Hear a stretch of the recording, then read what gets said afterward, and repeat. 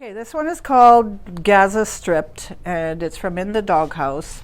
And the reason I wrote this is because I was thinking about my grandmother, who had seen a lot of people pass away, like children and sisters, brothers, husbands, like we all see people pass away.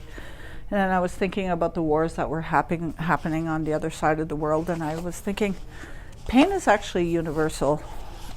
We all feel loss and pain, so this came out of that. It's called the Gaza Stripped. We will never see the sun rise the same way someone else not of war sees it when it rises east and dances west. There is no time to reflect on the conception of a new day and what beauty can blossom when surrounded by carnage.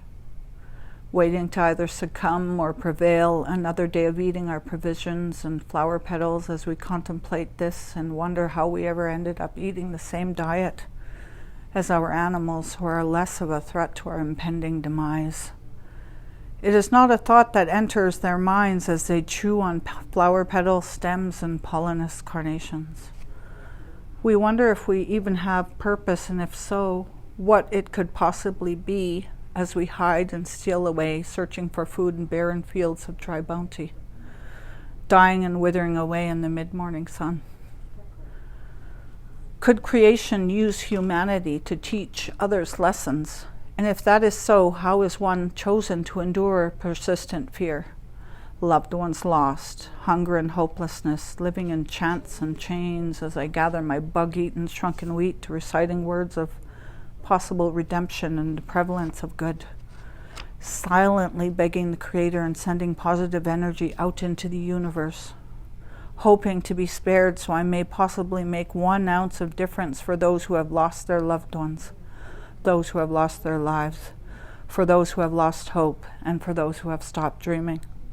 Because after dreaming 10,000 dreams of relief, nothing has changed but the calendar date.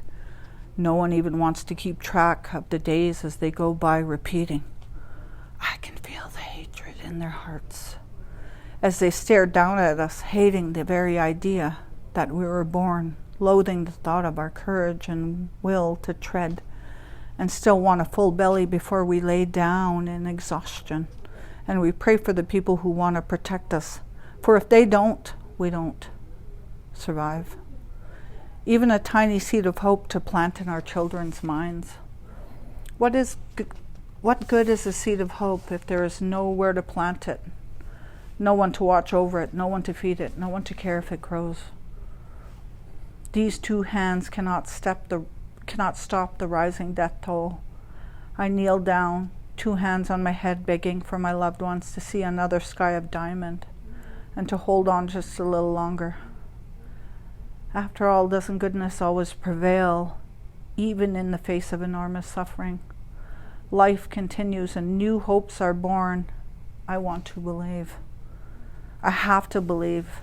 Perhaps one day I will wake up and be thankful to see the sun and feel it on my skin without impending threat. And the light and the warmth gracing and grazing my face, and these 2 praying hands have not felt the sun's impression for the last encounter. These 2 eyes of mine are waiting to adjust tonight, falling when the darkness covers us in peace and silence. Even when the men filled with anger, cold hatred, loaded guns, 2 eyes and 2 hands have to sleep sometime.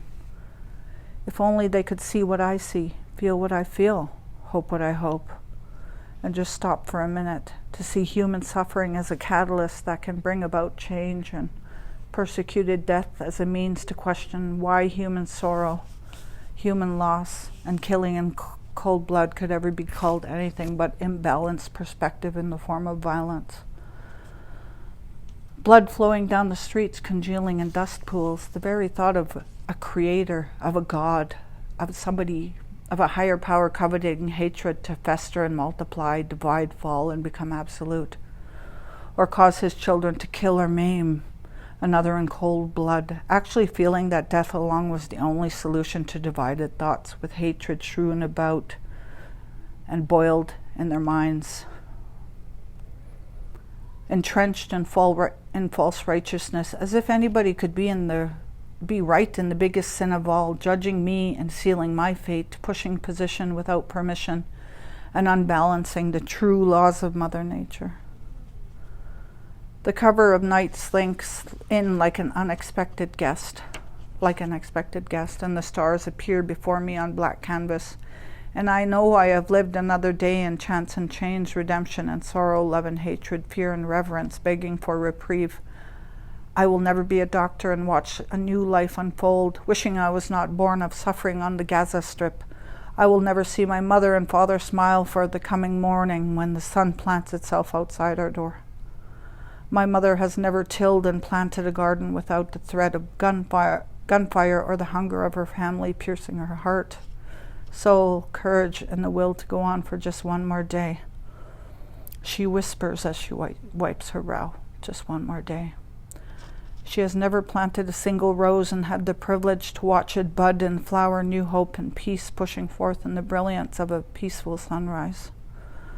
The flowers in bloom are to be fed to the animals and perhaps to our children and our mothers as well. I have never had the chance to see her smile in the sun without worry and sorrow, hoping this day is the day. Her loved ones are spared their lives, or at the very least quick and painless, with the light of goodness and truth written on our faces as we succumb to their ideology of conclusion. So yeah, I just found a lot of, similarities between suffering on reservation and like in different places in the world. So yeah.